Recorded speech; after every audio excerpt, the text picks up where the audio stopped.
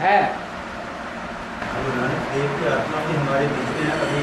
है गुरु नानक देव की आत्मा है अभी हमारे बीच में अभी ये ज्ञान ग्रहण कर रही है या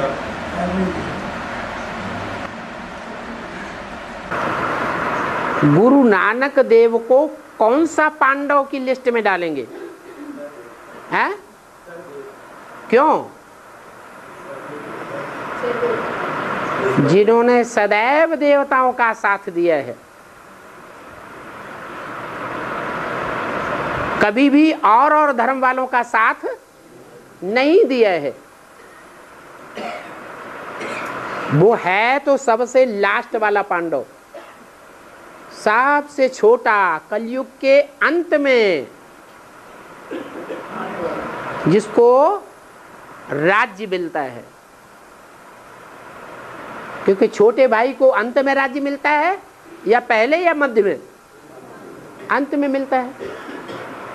लेकिन वो ऐसा है, काम के आधार पर जो नाम पड़ता है कि सच्चाई को मानने से ना नहीं कह सकता,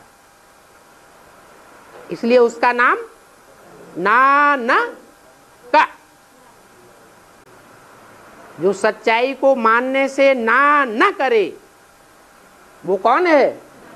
नानक।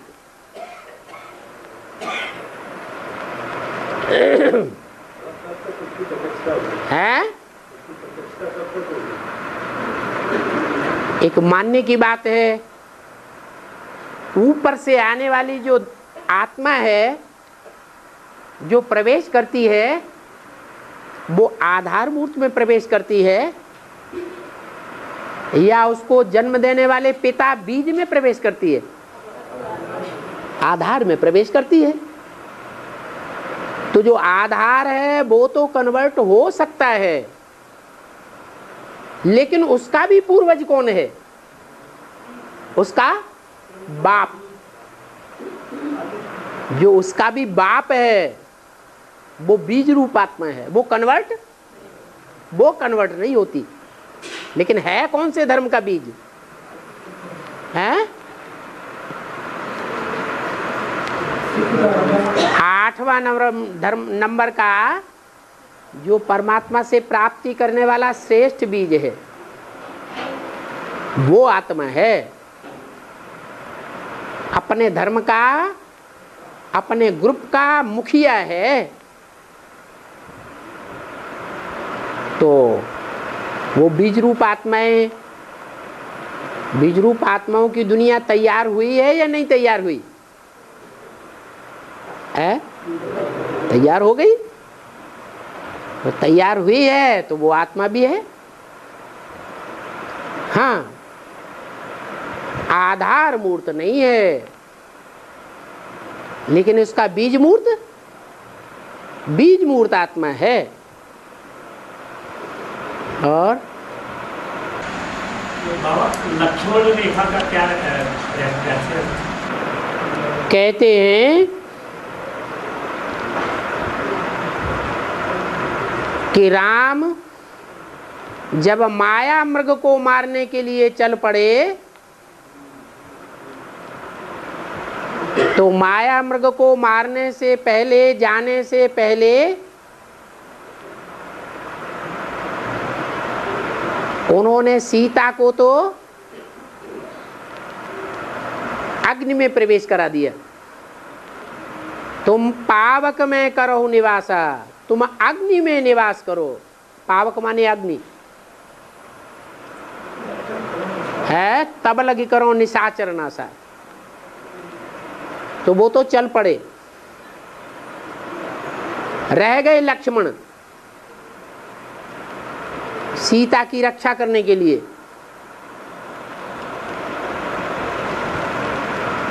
तो लक्ष्मण को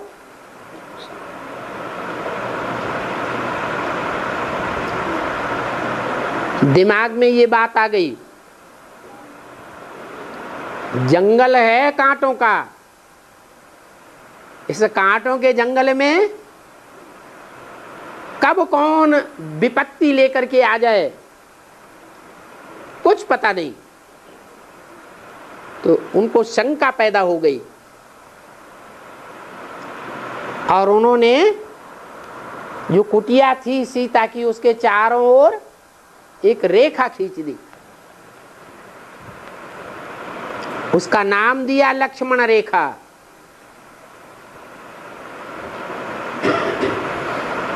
लक्ष्य को प्राप्त करने वाली रेखा।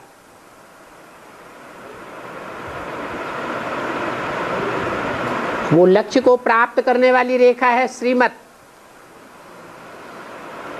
तो श्रीमत रूपी लेखा को जो सीताएं क्रॉस नहीं करेंगी उनको रावण कुछ भी नहीं बिगाड़ सकेगा।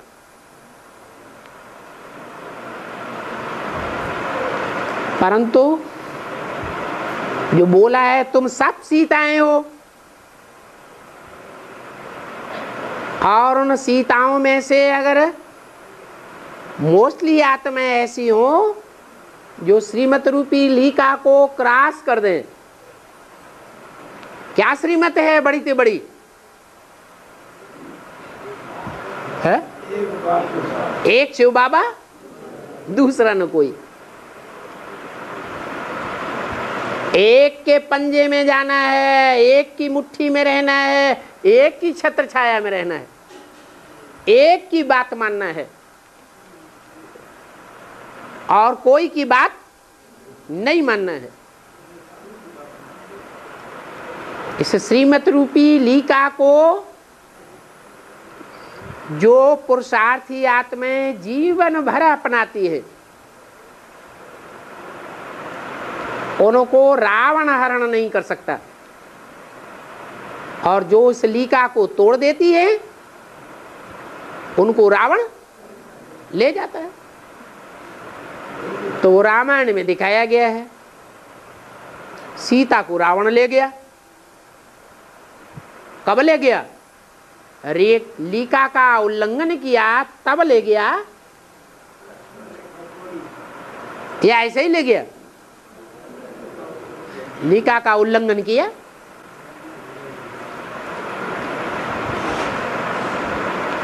और 90% है कच्चे ग्राम। 90% है कच्चे ग्राम। हाँ, और 10% है पक्के ग्राम। ठीक है। तो 10% कहाँ? जो 10% कहाँ है? यहाँ बहुत से ऐसे हैं जो 10% के अंदर आएंगे और बहुत से ऐसे हैं जो उस 10% से भी निकल करके काशी नगरी में पहुंच गए। नहीं पता? पता है फिर क्या को पूछते हो?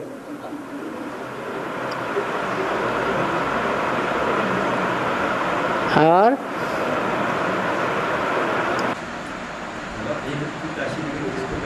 है काशी नगरी किसको कहेंगे?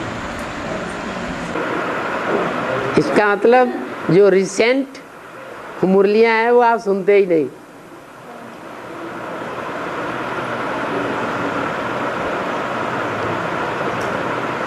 सन 2004-5 से बाबा ने अव्यक्त वाणी में बोला हुआ है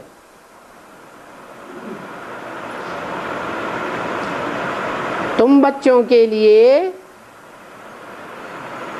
नई दुनिया की सौगात बाप दादा लाए हैं। उस दुनिया में तुम बच्चे आना जाना करते हो ना? हैं? हाँ, नए संगठन की बात समझ लो।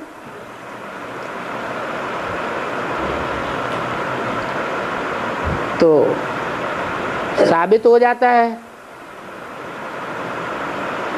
कि जो 10% हैं सूर्यवंशी,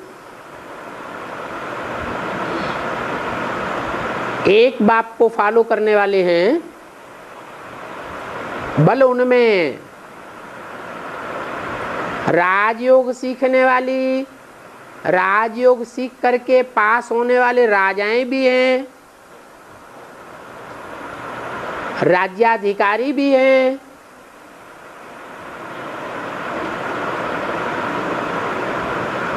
उस सूर्यवंशी राज्य में आने वाले साहूकार भी हैं,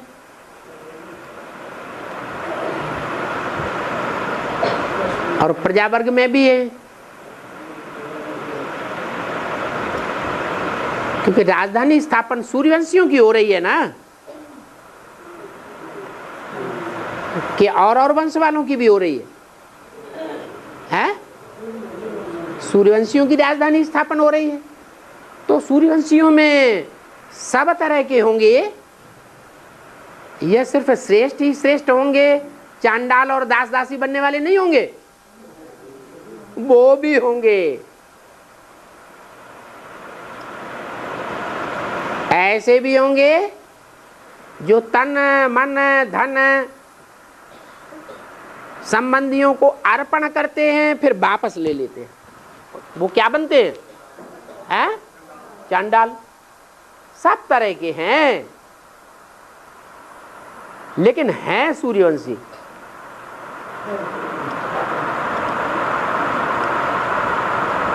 और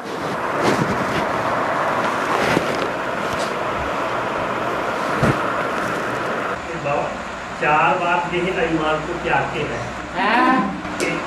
चार बार देह अभिमान को त्यागते हैं, इसका क्या रहस्य है? इसका रहस्य है कि कुछ आत्मा ऐसी हैं जो सतयुग में भी जाने वाली हैं, वहाँ भी जन्म लेंगी, वहाँ की शूटिंग भी करती है देवता वर्ण की। कुछ ऐसी आत्माएं हैं जो सतयुग में नहीं जाती हैं, सतयुग के देवता वर्ण की शूटिंग नहीं करती हैं, क्षत्रिय वर्ण में आ जाती हैं। क्षत्रिय वर्ण में 12 जन्म ले लेती हैं या कम जन्म लेती हैं, और सेमी देवताएं बन जाते हैं, फिर आगे के जन्मों में जन्म लेते रहते हैं। कुछ आत्माएं ऐसी हैं जो ना सतयुग में आती हैं ना त्रेता में आती हैं, न देवता वर्ण में है न क्षत्रिय वर्ण में है, लेकिन वैश्य वर्ण में आ जाते हैं। तो वैश्य वर्ण की आत्माएं हैं, या वैश्य वर्ण में उच्च पद पाते हैं, सतयुग त्रेता में उच्च पद नहीं पाते हैं। कुछ ऐसे हैं जो कलयुग में ही आते हैं, या कलयुग में ही उच्च पद पाते हैं, यानी शूटिंग पीरियड में पुरुषार्थ करते करते न सतयुगी देवता वर्ण की शूटिंग में उनकी आंख खुलती है, न क्षत्रिय वर्ण की शूटिंग में उनकी आंख खुलती है, त्रेता युग की शूटिंग में,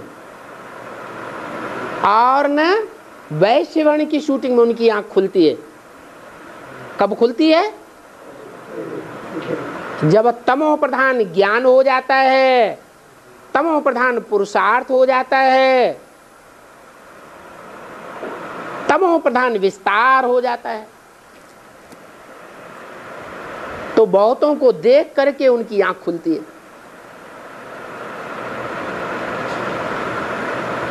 फिर उनको ब्राह्मण बुद्धि कहें, क्षत्रिय बुद्धि कहें, वैश्य बुद्धि कहें या शूद्र बुद्धि कहें, शूद्र बुद्धि हो गए। तो चारों ही वर्णों की शूटिंग यहां होती है।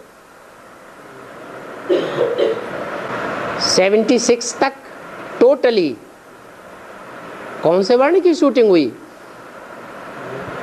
है? देवता वर्ण की शूटिंग हुई। 70 उसकी प्रूफ क्या है? षष्ठी चक्र के चित्र में देखें, सतयुगी शूटिंग में मुखिया कौन दिखाए गए हैं चित्र में? हैं? अरे कोई मुखिया दिखाए गए कि नहीं? हैं? अरे सतयुगी शूटिंग में षष्ठी चक्र के चित्र में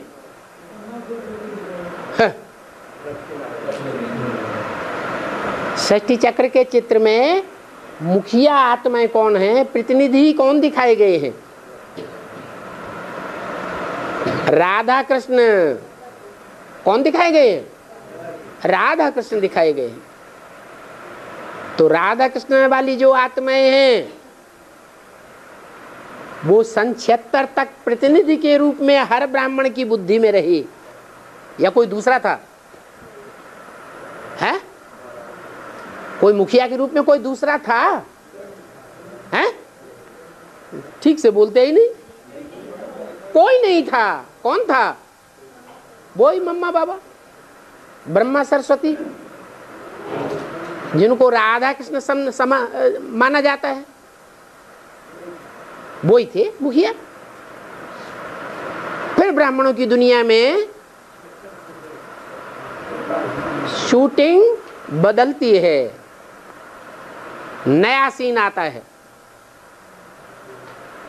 क्षत्रिय वर्ण की शूटिंग, त्रेता युग की शूटिंग शुरू होती है।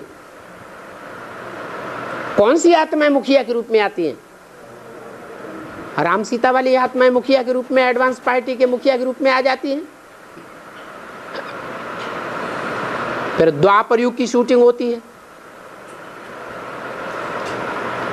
द्वापर युग की शूटिंग में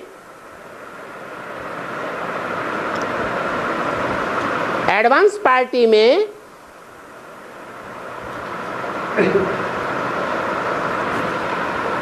विदेशी कब से घुसते हैं? ढेर के ढेर हैं। विदेशियों का प्रवेश ढेर का ढेर कब से होता है?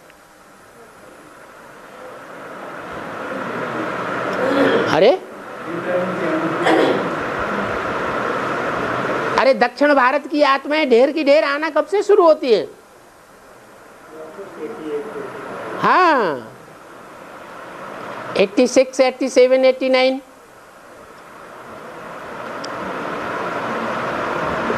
जब त्रेता युग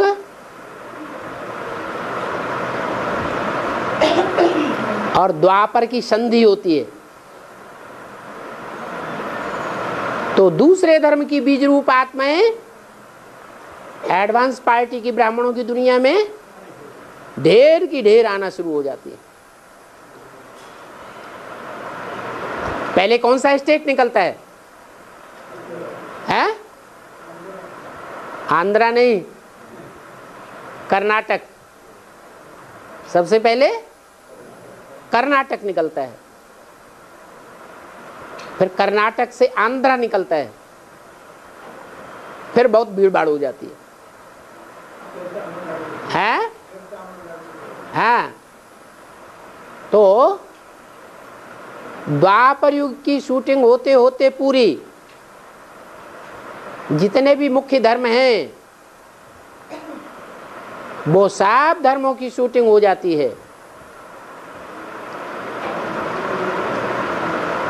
चाहे इस्लाम धर्म की आत्माएं हो, चाहे क्रिश्चियन धर्म की आत्माएं हो, मुस्लिम मुस्लिम धर्म की हो या बौद्ध धर्म की हो।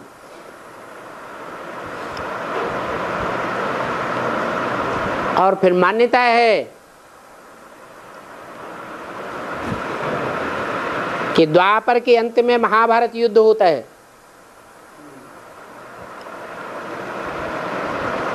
तो महाभारत युद्ध में विनाश हो जाता है। वास्तव में जो मुख्य धर्म है जब उनका विनाश होता है तो उन मुख्य धर्मों की ढेर शाखाएं निकल पड़ती हैं,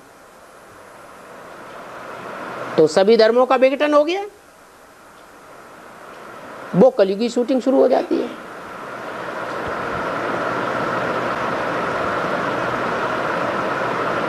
कलयुगी की शूटिंग में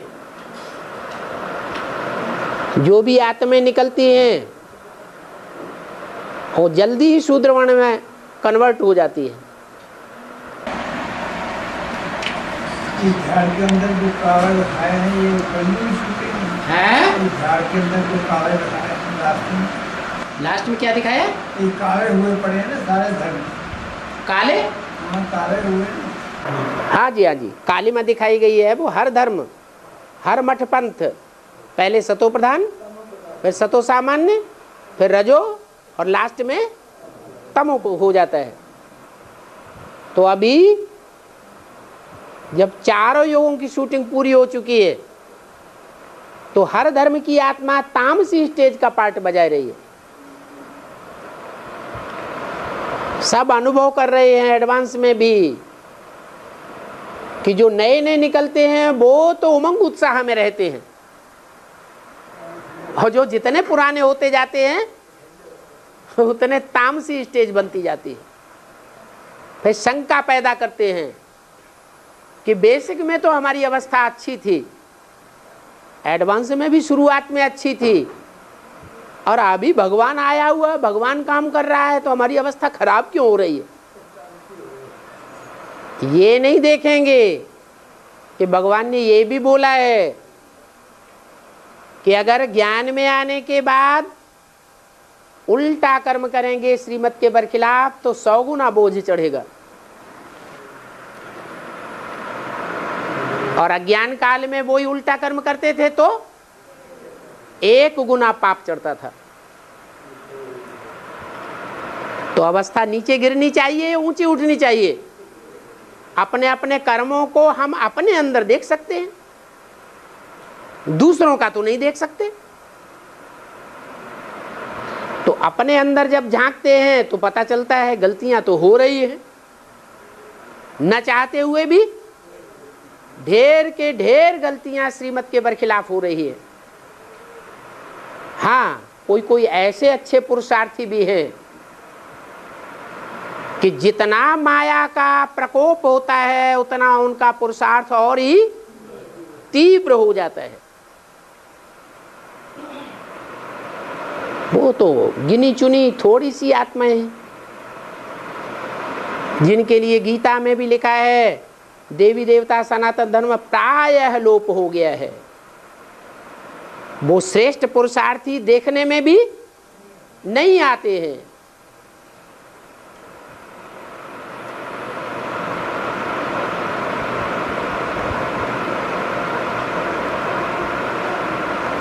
तो शूटिंग तो लगातार जारी है। जब तक ब्रॉड ड्रामा पूरा नहीं होता है, शुरू नहीं होता है, तो कुछ बाबा की मदद भी मिलेगी है? बच्चों को कुछ बाबा की मदद जरूर मिलेगी। बाबा तो जानता है, बाबा आत्माओं की सतो प्रधान स्टेज को देखता है, सतो प्रधान स्टेज के पार्ट को देखता है या तामसी रूप देखता है। बाबा क्या देखता है? बच्चों का सतो प्रधान पार्ट देखता है। बाप ने जो रचा है, बाप तो जानता है ना कि ये तमो प्रधानता किसने रची है। इस तमो प्रधानता जो बच्चों में आ गई है उसका रचयिता कौन कौन है, कौन कौन है? रावण संप्रदाय। बाप इन आंखों का लोन लेकर के आए हैं, देख रहे हैं ये राक्षस संप्रदाय बैठा है और ये दैवी संप्रदाय बैठा है। तो वो राक्षस संप्रदायों के संग के रंग में आकर के बच्चे तामसी बन गए हैं। तो तामसी स्टेज नहीं देखता बच्चों की, कौन सी स्टेज देखता? सात्विक स्टेज देखता है। तो सात्विक स्टेज को देख करके अंत में जब रिजल्ट निकलेगा तो कौन से बच्चे ऊंची स्टेज में आएंगे? जो आगे सो अंत में आवेंगे।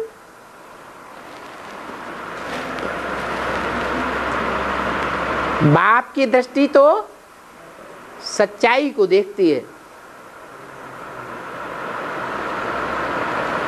सच्चे कौन कौन है? भले तमो प्रधान बन रहे हैं, दुनिया ही तमो प्रधान बन रही है, बन चुकी है, लेकिन दिल की सच्चाई कितनों में है?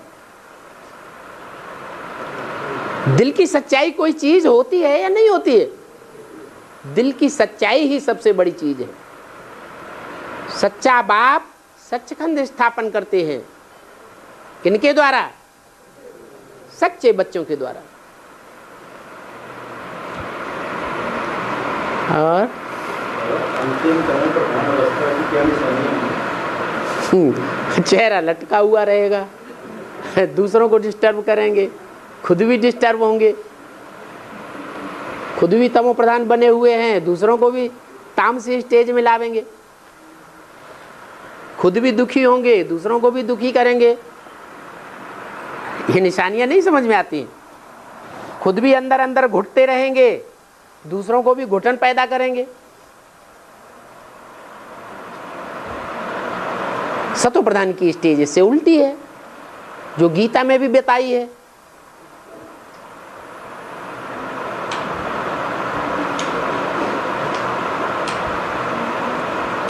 यस्मान्नोद्विजते लोको, जिससे लोग उद्वेग को प्राप्त न हो, वो सतो प्रधान है। उद्वेग माने परेशानी को प्राप्त न हो। जिसके संग में आने से, जिससे बात करने से, जिसको देखने से लोगों की उद्विग्नता, उद्वेग, परेशानी क्या हो? खत्म होने लगे, उसे कहेंगे सतो प्रधान। यस्मान्नोद्विजते लोको लोकान्नोद्विजते च यः।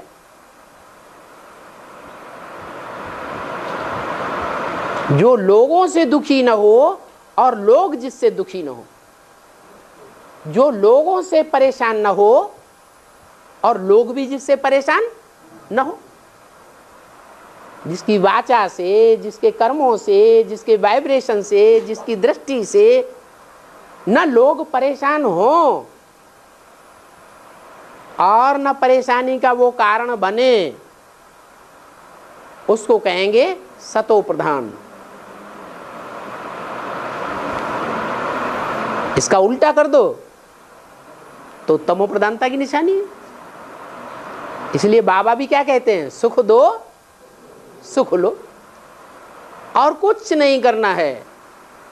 क्या करना है? क्या करना है? हैं? दाता बनना है। काहे का दाता बनना है? दूसरों को सुख देना है।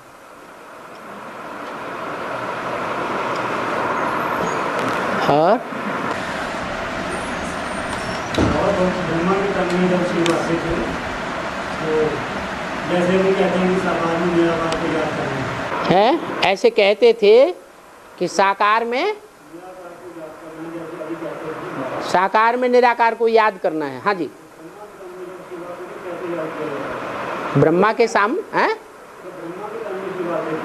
शिव आते थे। हाँ, कैसे याद किया जाता? वो तो एक तरीका थोड़ा ही था। ब्रह्मा के टाइम जब शिव आते थे तो मुकर्रर में आते थे या टेम्परेरी रथ में आते थे? तो याद भी जो है वो टेम्परेरी कहेंगे या मुकर्रर याद मिल गई? वो टेम्परेरी याद थी भक्ति मार्ग वाली।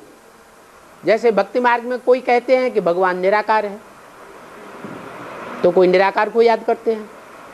कोई कहते हैं नहीं भगवान राम है, तो राम को याद करते हैं। कोई कहते हैं नहीं भगवान कृष्ण है, तो कृष्ण को याद करते हैं।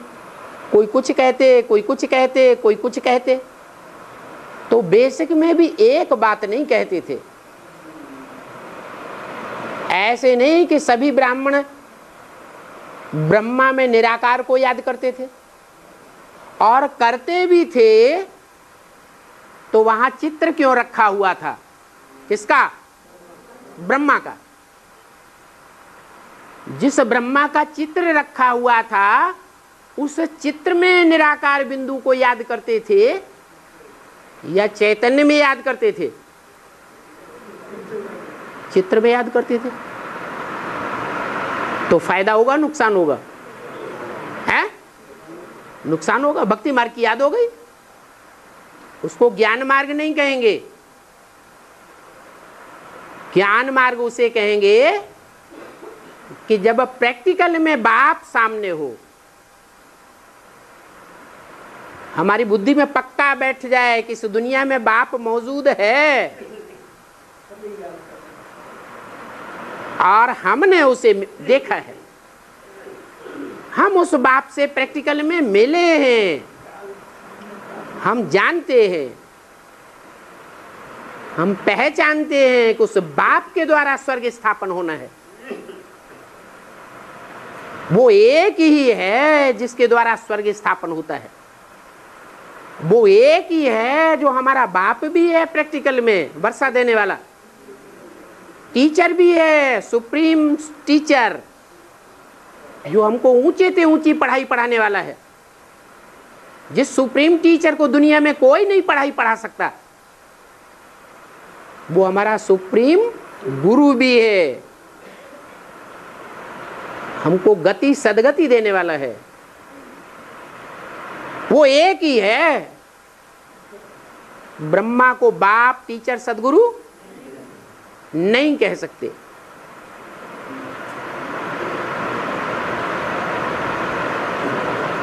और त्रेता अंत में लक्ष्मी वाली आत्मा ही राम का पाठधारी बनती है। त्रेता के अंत में, त्रेता आदि में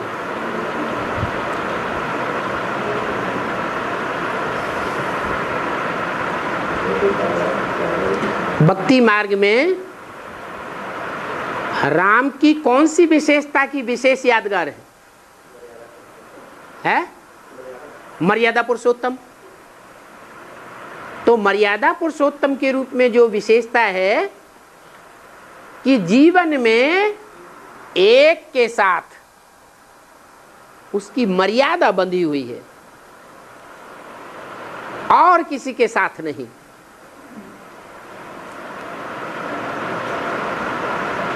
तो मर्यादा पुरुषोत्तम का जहां प्रश्न पैदा होता है, इस समय वर्तमान संगम युग की बात है ना, वास्तव में तो कहां की बात है? संगम युग की बात है। तो संगम युग में जो राम वाली आत्मा है वो मर्यादाहीन का पार्ट बजाती है या मर्यादा के अंदर बंधी हुई है? बंधी हुई है। अनेकों के संग के रंग में आती है, अनेकों के साथ संबंध जुड़ता है प्रैक्टिकल जीवन में, या एक के साथ संबंध जुड़ता है? प्रश्न किसने पूछा? अरे हाथ उठाओ, हाँ जवाब दो। एक के साथ संबंध प्रैक्टिकल जीवन में जुड़ता है राम की वाली आत्मा का, या अनेकों के साथ संबंध जुड़ता है? अनेकों के साथ संबंध जुड़ता है। क्यों? क्योंकि बाप का विरुद्ध है कि बाप इस समय विदेशी बनकर के आया हुआ है। तो विदेशी अनेकों के साथ संबंध जोड़ते हैं या एक के साथ जोड़ते हैं? अनेकों के साथ जोड़ते हैं। उनकी तो मर्यादा ही नहीं होती है। क्रिश्चियन लोग जिंदगी में कितनी कितनी शादियां कर लेते हैं। कुछ शादियां तो उनकी समाज के सामने और सरकार के सामने प्रत्यक्ष होती है, और कुछ ऐसी शादियां होती हैं ढेर की ढेर जो ना समाज के लोग जानते हैं और ना सरकार के लोग जानते हैं। तो विदेशियों को मर्यादा में बंधा हुआ कहेंगे, या भारतवासियों का जो प्रतिनिधि राम है, राम वाली आत्मा, उसको मर्यादा में बंधा हुआ कहेंगे? है? राम को कहेंगे। लेकिन राम वाली आत्मा यहां मर्यादा में बंधी हुई नहीं है, क्योंकि उसमें सुप्रीम सोल प्रवेश है। तो सुप्रीम सोल का कहना है कि बाप अब अगर स्वदेशी बन करके आवे तो तुम बच्चों से मिलन मेला नहीं मना सकता। इसलिए राम वाली आत्मा को मर्यादा पुरुषोत्तम त्रेता युग का जो गायन है वो नहीं कहेंगे, वो सीता वाली आत्मा पार्ट बजा रही है इस समय। सीता के रूप में पार्ट बजाने वाली आत्मा का ये विरोध है। पार्वती के रूप में जन्म जन्म लगी रगर हमारी, बरौ शंभु न तु रहो कुंवारी। वो सतयुग त्रेता के जीवन की ही बात नहीं है। द्वापर और कलयुग में भी जितने स्त्री जन्म लेती है, उन स्त्री जन्मों में वो प्रदूषित नहीं होती है। एक के अलावा और दूसरों का संबंध भ्रष्ट इंद्रियों के रूप में नहीं जुड़ता। इतना पक्का स्नेह और पक्का पवित्रता को पालन करने वाली आत्मा है। तो जन्म जन्मांतर मर्यादा को पालन करने वाली आत्मा कौन हुई? सीता वाली आत्मा। वो पवित्रता के आधार पर अव्वल नंबर है और राम वाली आत्मा योग के आधार पर अव्वल नंबर 1 है। इसलिए दोनों का समान पार्ट हो जाता है। सीता वाली आत्मा त्रेता के फर्स्ट जन्म में जाकर पुरुष बनती है और भक्ति मार्ग में राम का टाइटल गाया हुआ है। और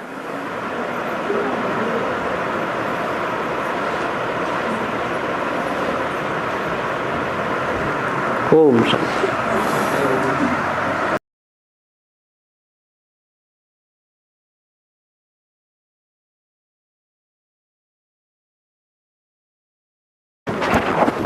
घोड़े में तो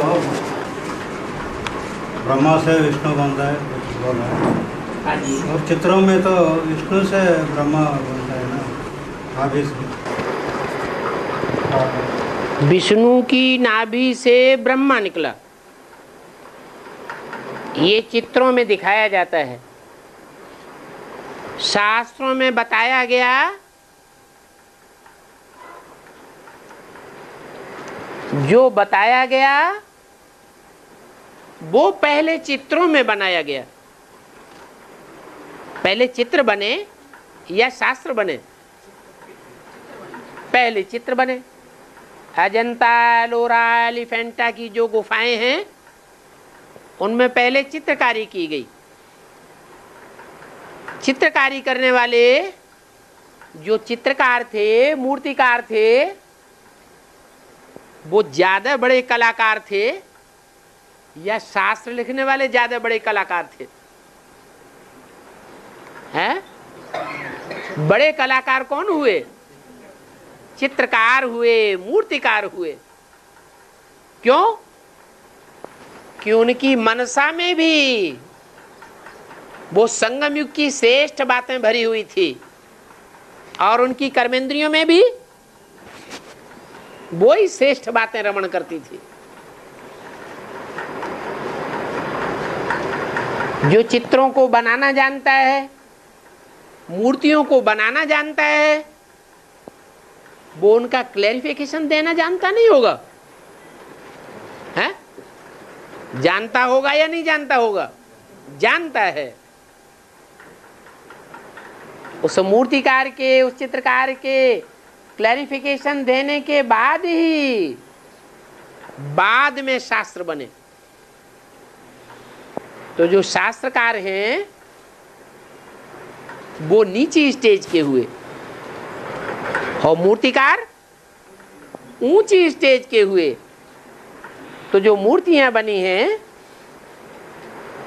उन मूर्तियों में ये ज्यादातर दिखाया गया है कि विष्णु की नाभि से ब्रह्मा निकला। क्या विष्णु श्रेष्ठ या ब्रह्मा श्रेष्ठ है? क्या श्रेष्ठ? विष्णु देवता श्रेष्ठ। ब्रह्मा विष्णु शंकर कहा जाता है। ब्रह्मा देवताय नमः, विष्णु देवताय नमः। फिर कहते हैं शंकर देवताय नमः। फिर कहते हैं शिव परमात्मा ही नमः। तो जब शिव परमात्मा ही नमः कहते हैं तो शंकर का रूप सामने आता है या नहीं आता है? या बिंदी आती है? शंकर का नाम रूप ही सामने आ जाता है। बोलने वाले जानते हैं उसमें शिव समाया हुआ है, शिव की याद समाई हुई है। तो जो विष्णु है वो है सबसे आदि का रूप। संगम युग को आदि कहें या कलयुग को आदि कहें, संगम को ही आदि कहेंगे। और संगम 100 साल का है, तो 100 साल के संगम में पहले पहले कोई आत्माओं का पैर तो ऐसा होगा जिसके लिए मुरली में बोला है कि सृष्टि पर सदा कायम तो कोई चीज है ही नहीं, सदा कायम तो एक शिव बाबा है। और शिव बाबा एक है या दो है? शिव बाबा तो एक ही है, लेकिन वो जब इस सृष्टि पर आते हैं तो आप समान एक बनाते हैं। भगवान आता है तो एक भगवान बनाता है या भगवान भगवती दो बनाते हैं? हैं? दो बनाते हैं, क्योंकि उनको प्रवृत्ति मार्ग की स्थापना करनी है, उनको निवृत्ति मार्ग की स्थापना नहीं करनी है। और धर्म पिताएं जो भी आते हैं वो सब निवृत्ति मार्ग की स्थापना करते हैं। क्या ब्रह्मा द्वारा भी जो स्थापना होती है वो निवृत्ति मार्ग की, ब्रह्मा कुमार कुमारियों की स्थापना होती है या प्रवृत्ति मार्ग की स्थापना होती है? जो भी ब्रह्मा कुमार कुमारी तैयार हुए वो निवृत्ति मार्ग के तैयार हुए या प्रवृत्ति मार्ग वाले हुए? सब निवृत्ति मार्ग वाले हुए। बड़े बड़े धर्मगुरु कहेंगे इब्राहिम बुद्ध क्राइस्ट को, लेकिन उनमें भी बड़ा गुरु कौन है?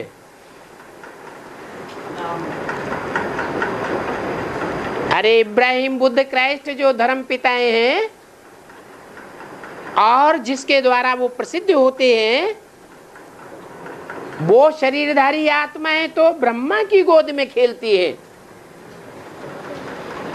किसकी गोद में? ब्रह्मा की गोद में पालना लेती है।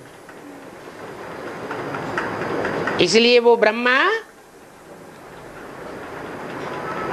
चंद्रमा होते हुए भी सब धर्म वालों को शरण देता है। सिर्फ किसको शरण नहीं देता है?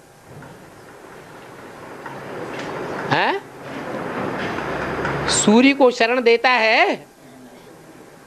सूर्य की शरण में चंद्रमा रहता है या चंद्रमा की शरण में सूर्य रहता है? सूर्य की शरण में चंद्रमा रहता है। बाकी चंद्रमा ठंडा है, ठंडे स्वभाव का है, इसलिए मां की गोद में सभी बच्चे पलते हैं, चाहे वो चंद्रवंशी हो, इस्लाम वंशी हो, वैश्य वंशी हो, कोई भी वंश के हो। सूर्य वंश के अलावा सभी बच्चे ब्रह्मा की गोद में पालना लेने वाले हैं। और वही ब्रह्मा जो यज्ञ के आदि में हर धर्म की आत्माओं को पालना देता है, वरदान देता है, वही फिर अंत में उन सब के विनाश का कारण बनता है, महाकाली का रूप धारण करता है। इसलिए महाकाली के मस्तक पर भी कौन दिखाते हैं? चंद्रमा ही दिखाते हैं। तो वो तो करता है निवृत्ति मार्ग की स्थापना, और बाप करते हैं प्रवृत्ति मार्ग की स्थापना। तो जब संगम युग शुरू होता है तो शुरुआत का जो फाउंडेशन डालने वाला पेयर है वो निवृत्ति मार्ग वाला होगा या प्रवृत्ति मार्ग वाला होगा?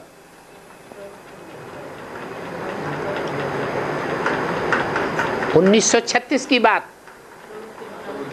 1936 में शिव परमात्मा जब इस सृष्टि पर आते हैं तो उस समय जिस मनुष्य तन का पहले पहले आधार लेते हैं वो मनुष्य प्रवृत्ति मार्ग का पक्का होता है या निवृत्ति मार्ग वाला होता है? प्रवृत्ति मार्ग का पक्का होता है।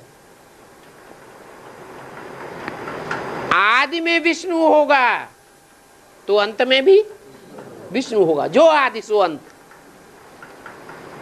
सृष्टि के आदि में भी 5000 वर्ष पहले जब नई दुनिया की स्थापना हुई थी तब भी वो पेयर पहले था, और जब अंत होता है सृष्टि का, संगम युग की शुरुआत होती है तो भी वो पेयर पहले होता है, जिसको कहते हैं सच्ची गीता और गीतापति भगवान। गीता माता है, वो अकेली नहीं है, माता के साथ पिता भी है। ये माता पिता की जोड़ी जन्म जन्मांतर की जोड़ी है।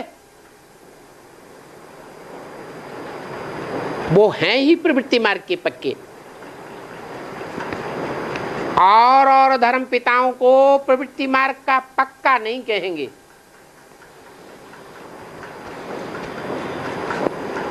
पक्का न होने के कारण ये नहीं कहा जा सकता कि ब्रह्मा की नाभि से विष्णु निकला। इसलिए चित्रों में ब्रह्मा की नाभि से विष्णु ने दिखाया, सिर्फ क्या दिखाया? विष्णु की नाभि से ब्रह्मा निकला।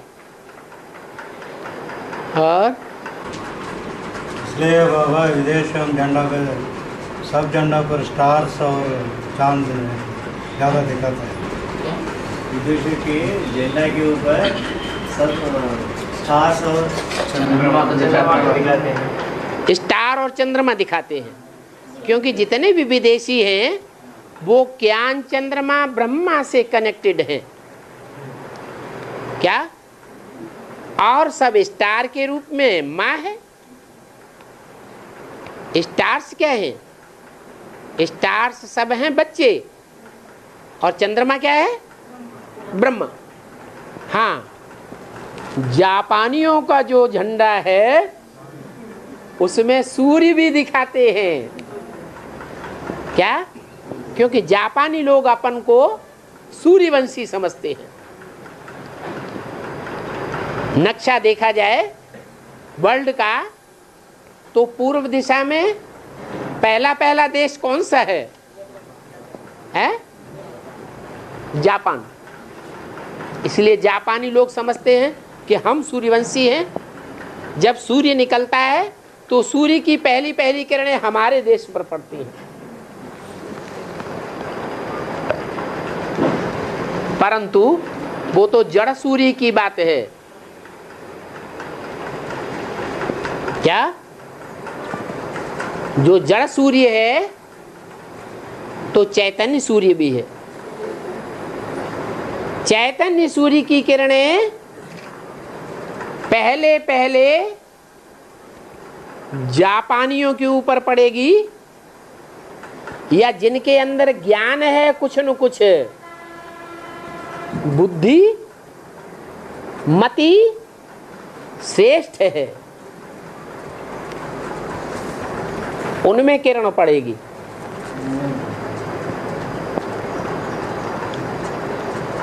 सूर्य की किरण पहले पहले किस में पड़ेगी? ज्यादा तमो प्रधान में पड़ेगी या कम तमो प्रधान में पड़ेगी? ज्यादा तमो प्रधान कौन सा देश बनता है? भारत ही ज्यादा तमो प्रधान बनता है।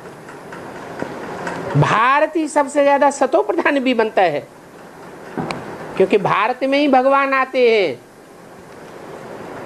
भगवान है सत्य चित्त आनंद, तो भगवान इस देश को सत्य युग बनाता है। और कोई भी देश नहीं है, कोई भी धर्मखंड नहीं है जिसको सच्चखंड बनाता हो। सच्चखंड को ही सतयुग कहा जाता है, जहां देवताओं का राज्य होता है।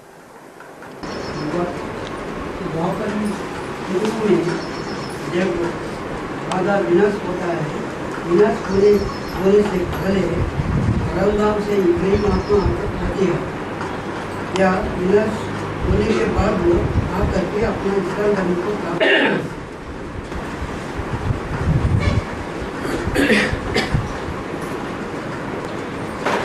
विनाश कब होगा? धरती कब हिलेगी? भूकंप कब आवेंगे?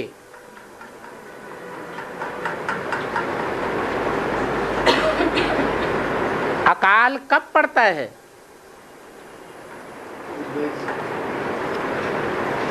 जो भी धरणी के वासिंदा हैं वो पापाचारी बनते हैं, तब धरती कंप होता है, अकाल पड़ता है, दुर्भिक्ष पड़ता है, या पहले ही पड़ता है?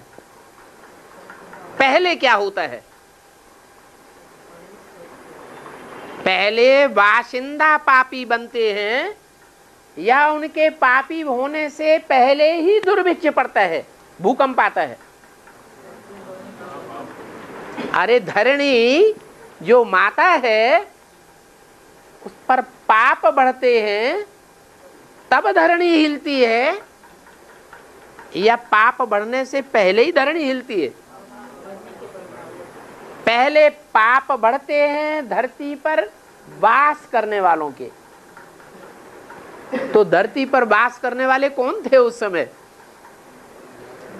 है जिनके लिए कहें यथा राजा तथा प्रजा। त्रेता के अंत में जो सीढ़ी के चित्र में दिखाया गया है कि अंतिम जो 3 जन्म हैं, 3 सीढ़ियां हैं, वो कटी हुई है। माना स्वर्ग का विच्छेदन करने वाले हैं वो 3 जन्म,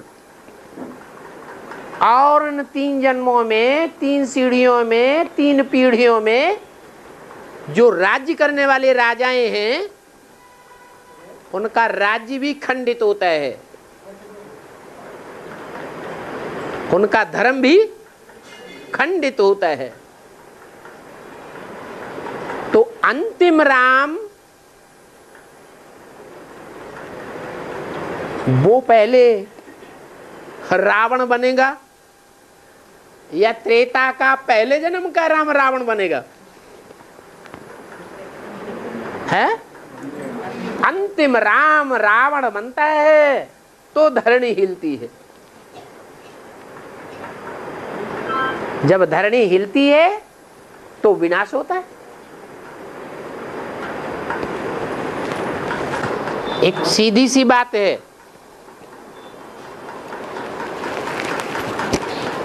सतयुग के आदि में 16 कला संपूर्ण देवताएं थे, उनमें कोई भी दोष नहीं था।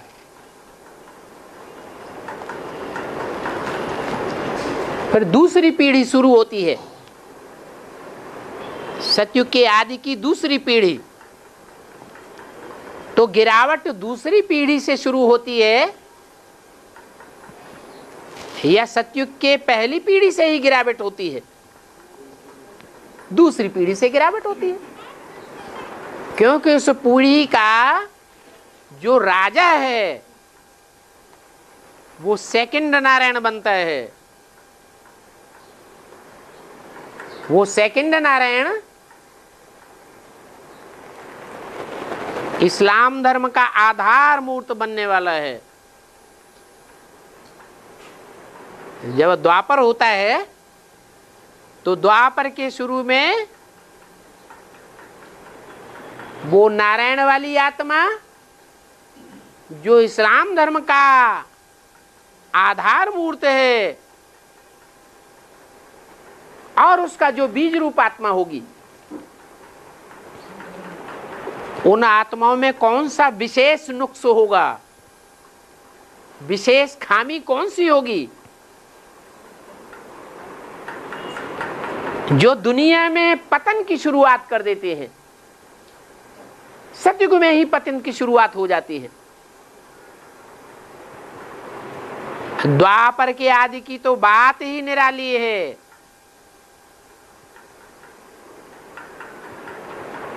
जो नारायण है सेकंड, वो सेकंड नारायण बनने वाली आत्मा संगम युग में कौन सा पार्ट बजाती है?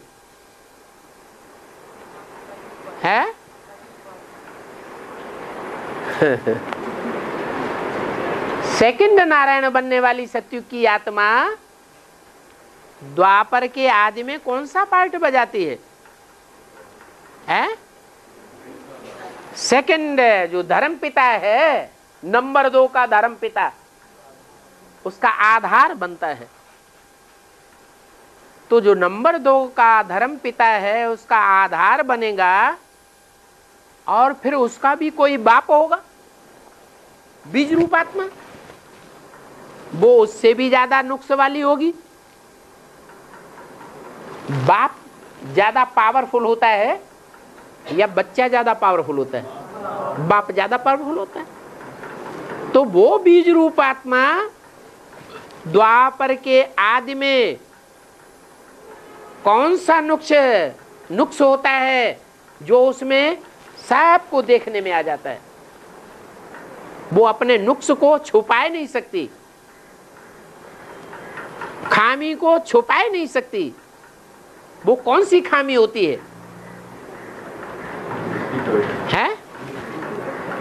हाँ, काम विकार की विशेषता है।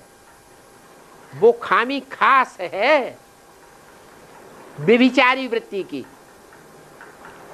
तो वो व्यभिचारी वृत्ति त्रेता के अंत में जाकर के इस्लाम धर्म की कटी हुई जो पहली सीढ़ी है, 3 सीढ़ियां हैं ना कटी हुई, उनमें जो पहली सीढ़ी कटी हुई है वहां से खंडन शुरू हो गया। वहीं से व्यभिचार का आरोपण शुरू हो गया। वो आत्माएं व्यभिचार का फाउंडेशन वहीं से लगाई देती। उसके बाद आता है कौन सा धर्म? बौद्ध धर्म। बौद्ध धर्म वाले विदेशियों के अधीन हो जाते हैं कि सदैव स्वाधीन रहते हैं, स्वदेशी बन करके रहते हैं, अधीन हो जाते हैं। तो वो तो और ही कमजोर है।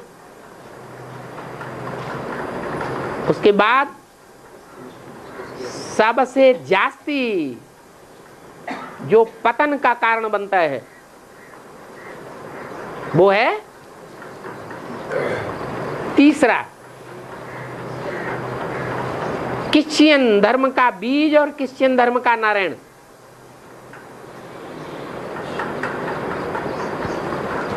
जो संगम युग में ब्रह्मा जैसी श्रेष्ठ आत्माओं की भी जान ले लेता है।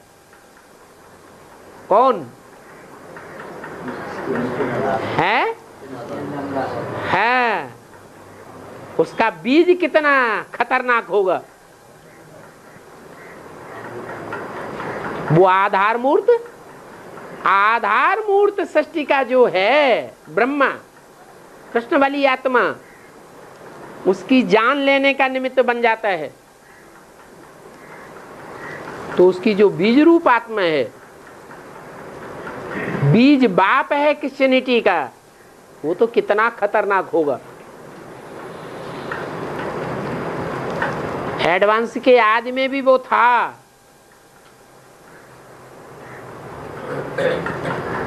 बाप के नजदीकी था, बाप को पहले पहचानता है। कौन? बाप को पहचानने वालों में, विदेशियों में मुख्य धर्म कौन सा है? इस्लाम पहले पहचानता है? नहीं, इस्लामी ज्यादा बुद्धिमान है या क्रिश्चियन से ज्यादा बुद्धिमान है? आज की दुनिया में क्रिश्चियन से ज्यादा बुद्धिमान है। तो वो क्रिश्चियन धर्म की जो बीज रूप आत्मा है वो पहले पहले बाप को पहचानती है। पहचानती तो है लेकिन पूरा पहचानती है। जो हूं, जैसा हूं, जिस रूप में पार्ट बजाता हूं उसी रूप में पहचानती है या अनुमान के आधार पर पहचानती है? अनुमान के आधार पर पहचानती है, पक्का पक्का नहीं पहचानती। इसलिए नीम हकी में खतरे जान हो जाता है। त्रेता युग की अंतिम सीढ़ी जिसका मुखिया बनता है क्रिश्चियन धर्म की बीज रूप आत्मा। वो क्रिश्चियन धर्म की बीज रूप आत्मा विनाश का कारण बनती है।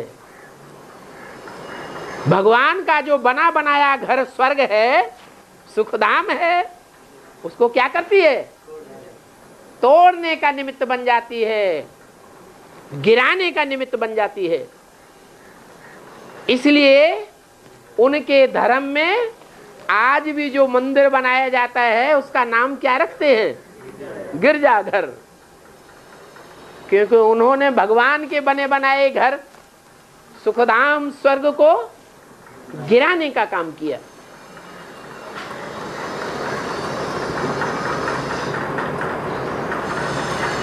इसलिए उनका जो इबादत खाना है उसका नाम ही रखा गया है गिरजाघर। जो भगवान के घर को ही गिराने के निमित्त बन जाए, वो स्वयं जिस दुनिया में रहता है उस दुनिया को गिराने के निमित्त नहीं बनेगा, है? वो भी बन जाता है। एटम बम कौन बनाते हैं? क्रिश्चियंस बनाते हैं या इस्लामी बौद्धी बनाते हैं? क्रिश्चियंस ही एटम बम बनाते हैं। जिस दुनिया में रहते हैं उसी दुनिया का विनाश कराने के निमित्त बन जाते हैं।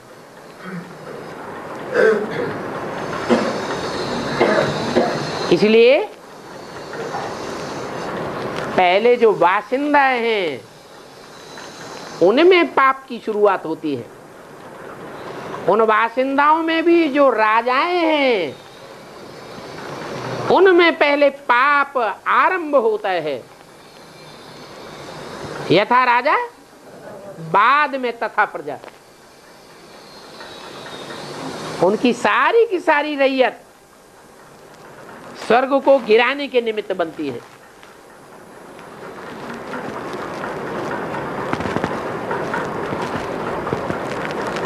स्वर्ग खलास होता है और नरक की शुरुआत होती है। तो शुरुआत करने के लिए कोई तो आवेगा। कौन आता है? इब्राहिम वाली आत्मा आती है। ऐसे नहीं कि पहले इब्राहिम आता है, नहीं। जो देवी देवता सनातन धर्म के कच्चे पक्के हैं, जिन्होंने कच्चा कच्चा पुरुषार्थ किया था संगम में, संगम में भी बाप को पूरा पहचाना नहीं था। थोड़े समय के लिए पहचाना और फिर सारे संगम युगी जीवन में विरोध किया। सदगुरु निंदक और न पावे। लास्ट के जन्म में थोड़ी सी ताज पतलून मिलती है, थोड़े समय के लिए वो कुर्सी मिलती है, जैसे कि यादगार है हिस्ट्री में, एक भिस्ती को,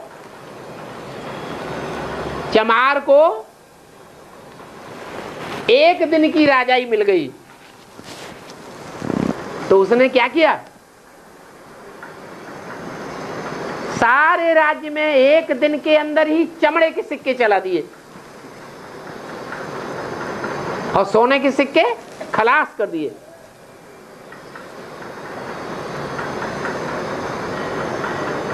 ऐसे ही आज की दुनिया में, भारतवर्ष में जो राज्य चल रहा है वो शूद्रों का राज्य चल रहा है या श्रेष्ठ धारणाओं वाले ब्राह्मणों का राज्य चल रहा है? हैं? किसको बढ़ावा ज्यादा दिया जा रहा है? शूद्रों को ज्यादा बढ़ावा दिया जा रहा है। और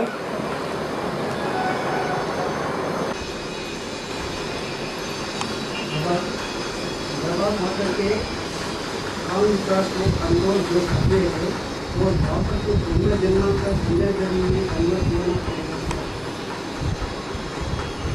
हाँ, वो जो सन्यासी होते हैं, भक्ति मार्ग में जो भी सन्यासी हुए हैं या नागा बाबाएं हैं हिंदुओं में, या जैनियों में जो नंगे रहते हैं दिगंबर सन्यासी, ऐसे नहीं कि उनके पास कोई योग बल होता है, नहीं, वो दवाइयों के आधार पर अपनी इंद्रियों को निस्तेज करते हैं।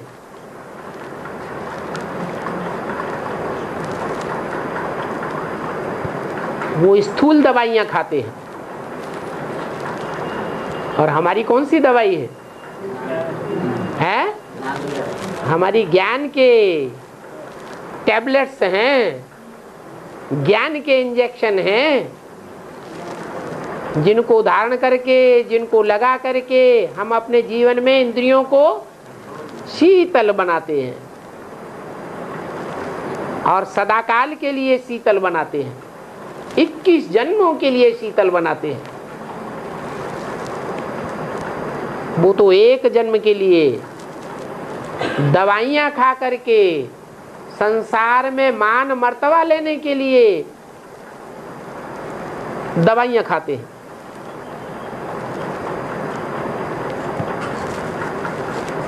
और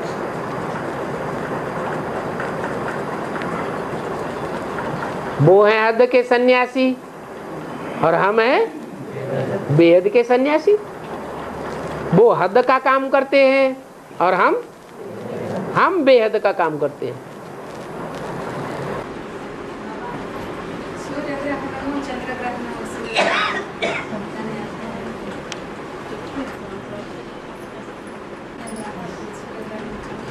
सूर्य ग्रहण चंद्रग्रहण का यादगार सूर्य है ज्ञान सूर्य राम की आत्मा, और चंद्र है ज्ञान चंद्रमा ब्रह्मा की आत्मा। दोनों ही आत्माएं इस समय पार्ट बजाए रही है या नहीं बजाए रही है? बजाए रही है। और दोनों के ही फॉलोअर्स हैं ब्राह्मणों की दुनिया में अलग अलग। ज्ञान सूर्य राम वाली आत्मा के जो पक्के पक्के फॉलोअर्स हैं, वो सूर्य को विकारी समझेंगे या सदैव निर्विकारी रूप में देखते हैं? वो सदगुरु की निंदा सुन ही नहीं सकते, देखने की तो बात दूर की है। और जो और धर्म वाले हैं वो चंद्रमा से प्रभावित होते हैं, चंद्रमा की गोद में पले हैं, चंद्रमा से वरदान लेते हैं, ब्रह्मा से वरदान लेते हैं। इसलिए शास्त्रों में भी दिखाया जाता है असुरों को वरदान किसने दिए? ब्रह्मा ने वरदान दिए। वो असुर ब्रह्मा से ज्ञान रत्नों का, गुण रत्नों का वरदान लेकर के, शक्तियों का वरदान लेकर के उनका दुरुपयोग करते हैं। और किसके ऊपर दुरुपयोग करते हैं? धरणी के ऊपर दुरुपयोग करते हैं। हैं तो पाताल लोक के वासी, नीचे से नीचे लोक के वासी हैं, लेकिन सारी पृथ्वी को अपनी मुट्ठी में लेना चाहते हैं, ले भी लेते हैं। कन्याओं माताओं को तकलीफ देते हैं, अथवा तो कन्याओं माताओं की गोद में पलने के कारण उनके प्रभाव में आ जाते हैं। कन्याएं माताएं हैं धरणी,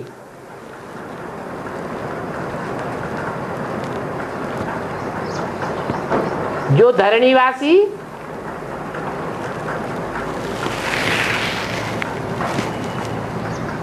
चंद्रमा को देखते हैं, सूर्य को नहीं देखते,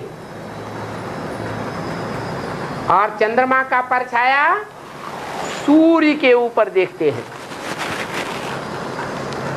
हैं धरणी के वासी। बीच में आ गया चंद्रमा, उस चंद्रमा का परछाया पड़ता है सूर्य के ऊपर, लेकिन सूर्य तो आग का गोला है, उसके ऊपर परछाया पड़ सकता है? नहीं। वास्तव में सूर्य का जो प्रकाश है वो चंद्रमा के ऊपर पड़ता है, और चंद्रमा का परछाया पृथ्वी वासियों के ऊपर पड़ता है। तो जो पृथ्वीवासी, विदेशी, विधर्मी ज्ञान चंद्रमा ब्रह्मा के प्रभाव में आ जाते हैं, उसके प्रभाव से प्रभावित हो जाते हैं, वो समझते हैं कि सूर्य को विकारों का ग्रहण लग गया।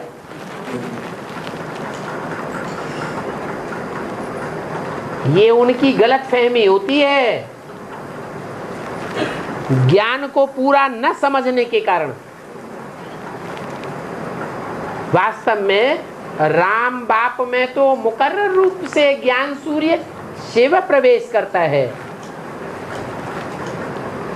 जिसमें ज्ञान सूर्य भगवान प्रवेश करके इंद्रियों को कंट्रोल कर रहा हो,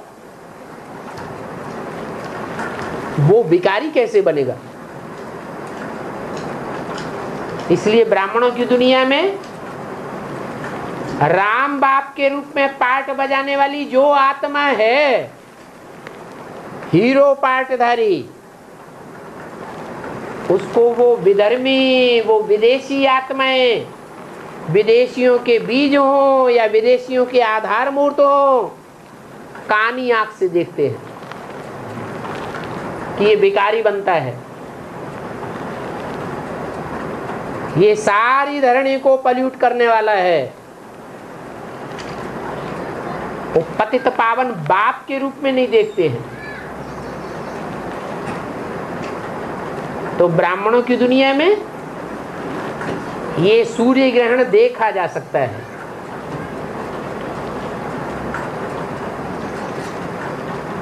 ऐसे ही चंद्र ग्रहण,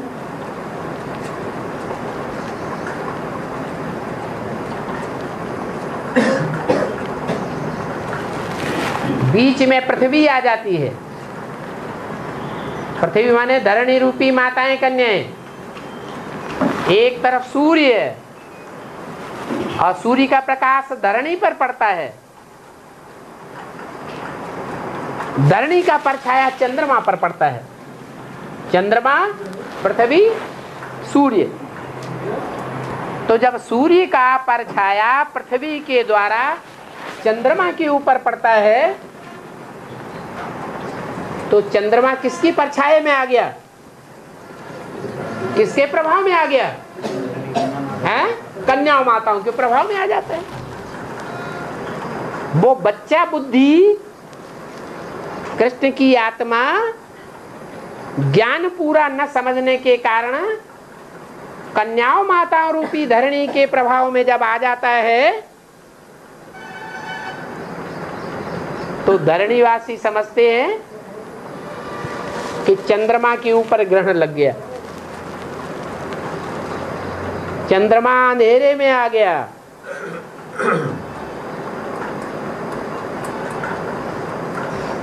तो गलत समझते हैं या सही समझते हैं? है गलत समझते हैं। माने चंद्रमा के ऊपर परछाया नहीं पड़ता, चंद्रमा के ऊपर अंधेरा नहीं आता। जो धरणी रूपी कन्याएं माताएं बीच में आ जाती हैं वो कृष्ण बच्चे को प्रभावित नहीं करती, करती है। ब्रह्मा वाली सोल अभी भी कन्या माताओं के पास पहुंचती है और उनसे प्रभावित होती है या नहीं होती है? प्रभावित हो जाती।